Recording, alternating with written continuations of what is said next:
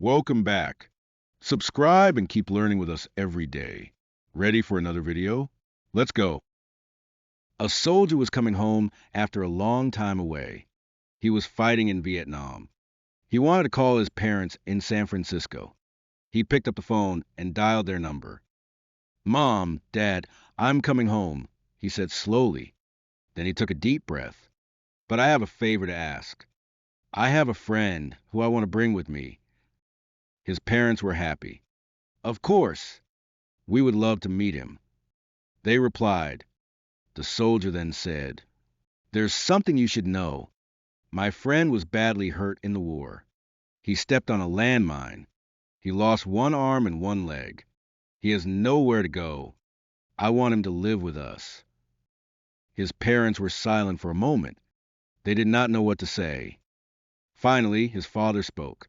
Son, we are very sorry to hear that. But maybe we can help him find a place to live. The soldier replied, No, Mom and Dad, I want him to live with us.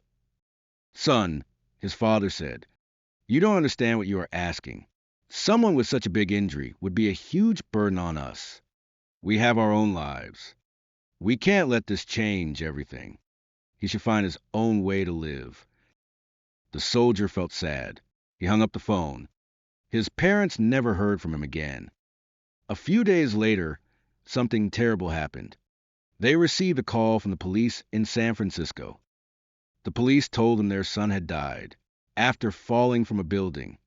They believed it was suicide. Feeling heartbroken, the parents flew to San Francisco.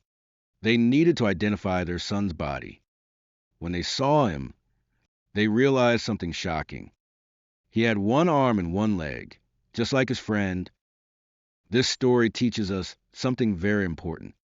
It is easy to love people who are fun and healthy. However, there is someone who loves us no matter what. Someone who welcomes us into their family. That is true unconditional love. Thanks for watching. Don't forget to like and subscribe.